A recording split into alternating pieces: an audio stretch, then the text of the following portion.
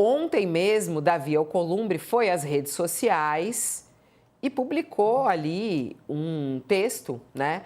E subiu o tom, né? Acusa o governo de interferir no cronograma da agenda para a sabatina do Messias e criticou o que ele chamou de tentativa de setores do executivo de dar controles fisiológicos a eventuais divergências. Está aí o post dele, uma nota oficial. É nítida a tentativa de setores do executivo de criar uma falsa impressão perante a sociedade de que divergências entre os poderes são resolvidas por ajustes de interesse fisiológico com cargos e emendas.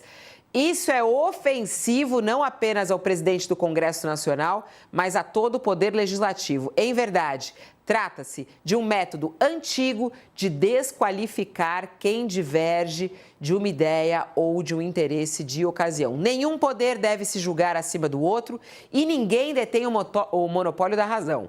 Tampouco se pode permitir a tentativa de desmoralizar o outro para fins de autopromoção, sobretudo com fundamentos que não correspondem à realidade.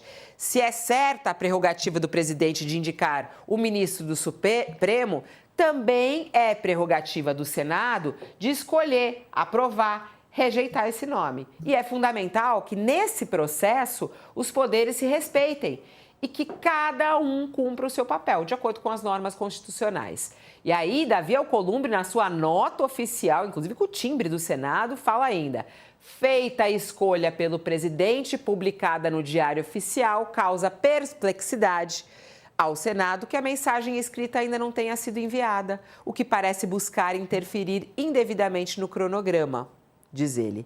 Aliás, o prazo estimulado para a sabatina guarda coerência com a quase totalidade das indicações anteriores.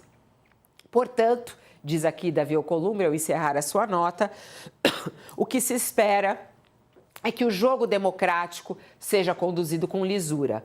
Da parte desta presidência, absolutamente nada alheio ao processo será capaz de interferir na decisão livre, soberana e consciente do Senado sobre os caminhos a serem percorridos. Comprou a briga, hein, Josias? O pior tipo de ofensa, Fabiola, é aquela que o ofendido faz por merecer. O Davi Alcolumbre se sentiu ultrajado com a insinuação de que estaria exigindo cargos em troca do fim da sabotagem ao Jorge Messias, o indicado do Lula para o Supremo. E aí disse nessa nota que a maledicência ofende todo o poder legislativo, não apenas ele como presidente do Congresso, né? E segundo as versões maledicentes, o Alcolumbre estaria insatisfeito com tudo e desejaria um pouco mais. Controle do Banco do Brasil, do CAD, da CVM, por exemplo. Agora, para que a irritação do Alcolumbre fosse levada a sério, ele precisaria virar a si mesmo do avesso. O desembarque do Alcolumbre da máquina pública seria um bom começo. Não haveria maledicência capaz de grudar na imagem do presidente do Senado se ele devolvesse os 2 ministérios que controla na esplanada, a Codevasf, as dezenas de cargos ocupados pelos seus afiliados em autarquias, agências reguladoras. Fora disso, o surto de amor próprio do Alcolumbre será sempre visto ali como uma espécie de revolta de uma freira em meio ao prostíbulo, né? Quem desqualificou esse processo foi o próprio Alcolumbre. Ele utiliza o Jorge Messias como uma escada para alcançar a jugular do Lula. Transformou o rito de sabatina do indicado do presidente da República a ministro do Supremo num processo de desmoralização do Senado. Uma coisa, Fabiola, é questionar as virtudes do escolhido. Coisa bem diferente é pretender limitar o poder do presidente da República de exercitar a prerrogativa constitucional da escolha. O Alcolumbre, todo mundo sabe, a essa altura, preferia que fosse indicado para o Supremo o Rodrigo Pacheco. Ele jantou com Lula no Palácio da Alvorada, expôs a sua preferência. Agora, a Constituição atribui a palavra final ao presidente da República. E se o Alcolumbre está insatisfeito, ele pode propor a mudança da Constituição. Ele pode também reclamar com os 60,3 milhões de eleitores que elegeram Lula, presentearam Lula com um terceiro mandato. E ele tem razão quando diz que cabe ao Senado, também é uma prerrogativa constitucional, aprovar ou não o nome escolhido pelo presidente para o Supremo. O Messias precisa de 41 dos 81 votos dos senadores, pelo menos, né? Quem não estiver contente pode batalhar para rejeitar o nome do presidente, mas é preciso qualificar esse jogo, Fabíola. Vale tudo nesse jogo. Você pode questionar o déficit de mulheres do Supremo para forçar o presidente a indicar uma mulher. Você pode discutir a qualificação técnica do Jorge Messias. Só não vale golpe baixo, puxada de tapete, apressar o rito porque quer impor uma derrota ao presidente, porque ficou irritadinho, que outro nome foi escolhido, né?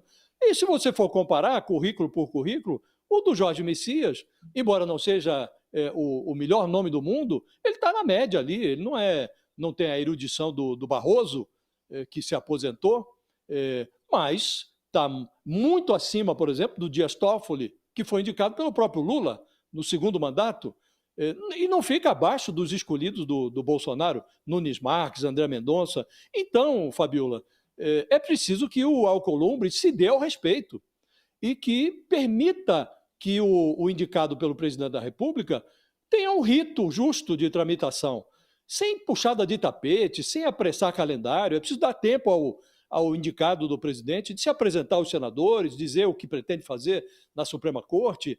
Então, enquanto não qualificar o processo, o Alcolumbre estará sujeito a essas maledicências, porque não tem lógica a pressão que ele faz, esse seu desejo de servir ao indicado do Lula o pão que o diabo amassou, isso não tem lógica. Indica que o presidente do Senado está, de fato, atrás de interesses subalternos. Então, se deseja qualificar o processo, o Alcolumbre precisa se dar ao respeito, né?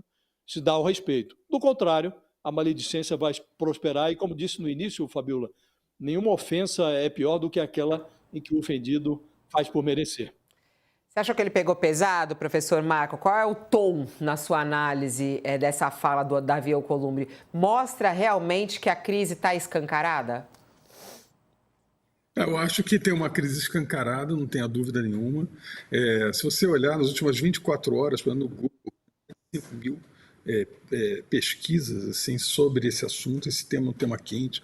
Vou te dar um número. No fim de semana a gente mediu o crescimento desse tema na semana passada, né?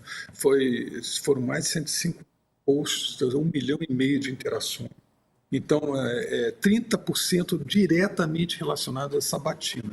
Então, quando a gente olha esse quadro, e eu vou dizer, essa situação, que é uma situação muito personalizada do Alcolumbre, e eu concordo com o Josias, ele caiu, o Alcolumbre por si, caiu num enquadramento muito negativo frente à opinião pública, porque parece uma situação personalizada dele, uma questão dele, não uma questão da institucionalidade. E aí é um problema, porque aí ele se fragiliza. Essa reação que ele está tendo é uma reação que ele está sentindo que, na opinião pública, o enquadramento dele está reverberando de uma forma negativa para ele próprio. Então, ele está tensionando a situação, mas é uma situação muito difícil. Por quê? O Messias ele tem qualificações.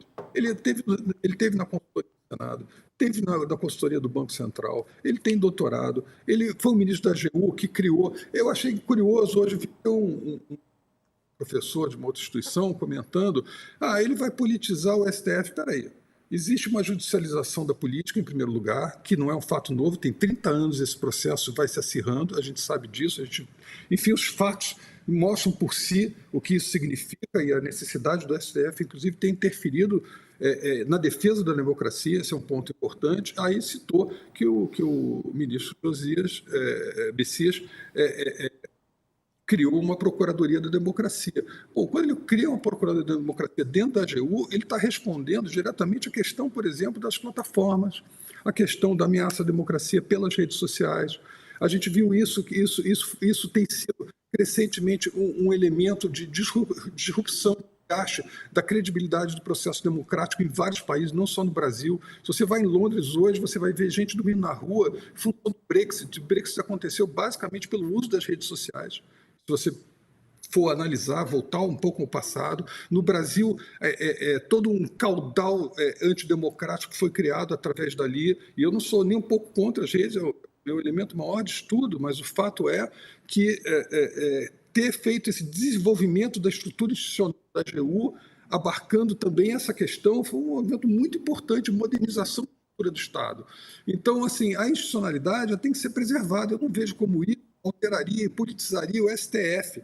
Na verdade, vai qualificar o STF. Então, dito isso, voltando à questão do presidente do Senado, ele tem que recolocar a questão. O fato é que se a esquerda não está se pronunciando tanto, é que para ela está ok a indicação. E você vê que uma parte já significativa dos evangélicos vem como oportunidade de ter um segundo representante que coloque a pauta, digamos assim, conservadora do ponto de vista da religião, também, digamos assim, adequadamente endereçada no STF. Você concorda com essa pauta? Você discorda dessa pauta? Isso não importa, mas o fato é que existe um direito da bancada ter uma preferência nesse caso. Então, eu acho que é um movimento que não só tem a esquerda, mas tem uma parte, digamos assim, da direita que tradicionalmente se alinharia talvez um pouco mais a uma perspectiva bolsonarista, talvez, enfim, mais num contraditório, como indicação, uma outra indicação do presidente Lula, mas o fato que o ministro da Defesa, ele consegue fazer esse arco. E eu pergunto para vocês, deixo aqui uma reflexão para os nossos ouvintes, não é importante a gente ter esse arco na nossa sociedade? Não é importante pessoas que conseguem transitar de um campo ao outro e fazer esse diálogo numa situação de polarização que a gente vive? Eu acho que é bastante significativo, bastante importante, acho que é um nome interessante e, francamente falando, eu acho que o enquadramento é muito personalizado e pouco institucionalizado. Isso enfraquece o Senado como instituição. Então, eu acho que isso está errado, eu acho que não é um bom encaminhamento e eu espero que haja uma convergência e um entendimento entre o presidente do Senado, que é algo tão importante para a nação, é a casa que filtra muitas propostas que a gente sabe que vem, às vezes, necessitando de suas correções, e conversa com o presidente da República. O que não dá, em função disso, você soltar pautas bombas, porque quem paga no final é o país. Então, por exemplo, a questão, dos agentes de saúde é um impacto significativo. A gente estava falando há pouco da questão do problema fiscal que o Brasil tem. Você aumenta o custo do país, resolvendo agora essa questão dos agentes de saúde. Francamente, a questão ambiental, por exemplo, derrubada de vários vetos, isso não pode estar associado à nomeação de um ministro do STF. São pautas diferentes. Então, o Brasil não pode pagar o custo de uma briga entre o executivo e o legislativo. Isso, o Brasil tem que ser preservado. Então, isso é institucionalidade, isso é pensar de forma republicana, e eu acho que esse espaço de tensionamento, se eu fosse assim, aconselhar, quem sou eu, mas se eu pudesse aconselhar o presidente do Senado respeitosamente, faria para ele fazer uma reflexão nesse assunto e tentar uma convergência com o executivo. Boa, não, e é interessante, o professor no começo estava falando sobre o monitoramento das redes, né, e o impacto que isso tem, e a visão que as pessoas estão tendo, inclusive, sobre essa situação do Davi Alcolumbre, porque ele faz um monitoramento, né, a FGV faz um monitoramento nas redes sociais sobre isso. Você acha que, no geral, na percepção das pessoas, pelo menos nas redes, Davi Alcolumbre está perdendo essa briga na sua análise? Não tenha dúvida, o enquadramento dele é muito ruim, porque personaliza a questão. Assim, qual é o argumento para realmente não querer o Messias? Isso não fica muito claro, né? Parece quase um capricho da presidência do Senado. Assim, eu acho que o presidente do Senado é o presidente do Senado à toa, ele tem uma experiência política enorme, ele conhece muito bem o que faz, é um ator político assim, capacitado, eu não tenho dúvida nenhuma disso, mas assim, o enquadramento dele, e é aquilo que eu estava falando, hoje tudo é imagético, a narrativa conta, a imagem conta, então isso nas redes tem tido uma repercussão bastante, porque não fica exatamente claro, ainda mais quando associa uma pauta bomba. Então eu estou insatisfeito com o nome, então abro uma pauta bomba. É isso, eu não estou dizendo que é disso que se trata, mas na narrativa que circula nas redes sociais, é exatamente esse é o ponto que tem percolado na cabeça das pessoas, na cabeça do eleitor. E o Brasil, ele quer soluções, ele não quer mais conflito, ele não quer pauta bomba, ele não quer represária de um poder em relação ao outro, ele quer o entendimento. O Brasil está farto disso. O Brasil realmente é um país que está farto do conflito. Então, eu acho que isso deveria entrar, digamos assim, na avaliação conjuntural da presidência do Senado. Eu também tô farta. O que eu queria dizer que você falou Brasil, eu também tô farta. O Josias também tá farto, né, Josias? Todo mundo tá farto. Tem gente comentando aqui, vocês não colocaram a resposta da Gleisi Hoffmann. Vamos colocar a resposta dela, que ela respondeu a essa nota do Davi Alcolumbre. É muito importante a gente também ler aqui o que a Gleisi escreveu na sequência da fala do Davi Alcolumbre. Temos pelo senador o mais alto respeito e reconhecimento. Jamais consideraríamos rebaixar a relação institucional com o presidente do Senado a qualquer espécie de fisiologismo ou negociações de cargos e emendas. Ela está usando os mesmos termos que ele usou. O governo repele tais insinuações, da mesma forma que fez o presidente do Senado em nota na data de hoje, por serem ofensivas à verdade. A ambas as instituições e aos seus dirigentes. O critério de mútuo respeito institucional presidiu a indicação pelo governo e a apreciação pelo Senado Federal de 2 dos atuais ministros do STF, né, do Procurador-Geral em 2 ocasiões e de diretores do Banco Central e agências reguladoras. Todos esses processos transcorreram com transparência e lealdade de ambas as partes, respeitadas as prerrogativas do Executivo na indicação dos nomes e do Senado Federal na apreciação dos indicados. A Gleisi não foi para cima, né? Ficou no tom, foi educada, não, Josias? E aí, qual a tua análise da resposta da Gleisi ao Davi Alcolumbre? Fabiola, nesse momento o Palácio do Planalto e a presidência do Senado estão dançando a coreografia da empulhação. Quem observa de longe fica com dificuldade para distinguir quem está enganando mais do que o outro, porque claramente os dois lados já não se respeitam, né? E o relacionamento do Palácio com o Alcolumbre sempre foi na base do fisiologismo e da distribuição de verba, porque é essa linguagem que o Alcolumbre entende. Aí vem a Gleisi, num linguajar contemporizador, dizendo que tem muito respeito pelo presidente do Senado. Ao contrário, hoje a relação é de absoluta desconfiança e protegendo as canelas, porque sabe que o outro vem a qualquer momento com uma rasteira, né? E na semana passada, o Alcolumbre disparou lá uma pauta fiscal bomba, aprovou a aposentadoria especial para agentes comunitários de saúde, e ninguém quer o mal para agentes comunitários de saúde, ao contrário, é uma categoria muito benquista, deveria ser sempre valorizada. Agora, aprovou-se lá uma aposentadoria especial sem dizer de onde vem o dinheiro. E agora está o governo cogitando entrar no Supremo para recorrer contra essa decisão, que ainda depende de aprovação na Câmara, mas tem dúvida se deve fazer o movimento, porque vai desagradar o rei do Senado.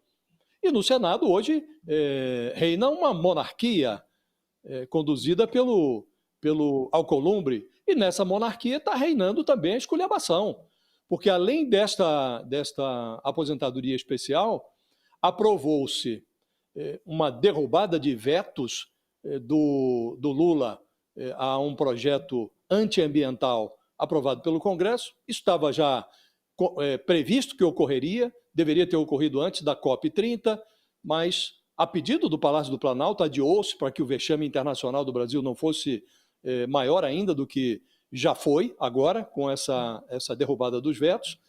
E, afora essa questão dos vetos ambientais, foram derrubados também meia dúzia de vetos do Lula à lei que criou o programa de renegociação das dívidas dos estados.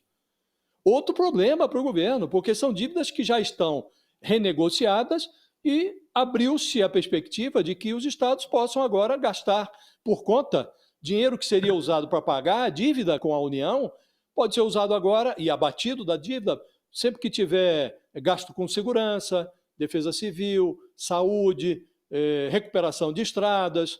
E quem é que se beneficia com essa derrubada de vetos? Os governadores de São Paulo, do Rio de Janeiro, de Minas Gerais Rio Grande do Sul e Goiás, que respondem por 90% das dívidas dos estados. Então, você pega aí, estão os principais adversários do Lula na eleição do ano que vem. Tarcísio de Freitas, São Paulo, Romeu Zema, Minas Gerais, Rio Grande do Sul, com menos chance, mas é também o governador Eduardo Leite, um pretendente oposicionista à presidência da República, e o Ronaldo Caiado, de Goiás.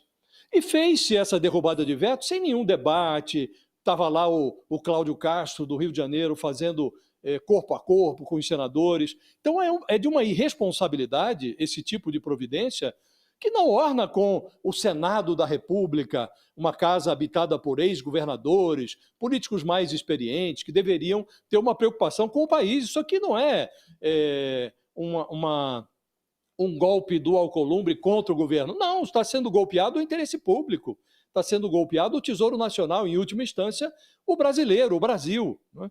Então, um ambiente assim, Fabiola, quem conduz a esse tipo de conjuntura, e o Davi Alcolumbre está conduzindo, ele está conduzindo o Senado a esse comportamento antirrepublicano, uma pessoa assim não pode ser levada a sério. Do mesmo modo, não merece crédito quem, por questões políticas, por conveniência, como está fazendo a Gleisi Hoffmann, trata tudo como se fosse um ambiente absolutamente normal. Não, respeitamos muito o presidente do Senado. Ora, não merece respeito. As atitudes do Davi Alcolumbre não merecem o mínimo respeito.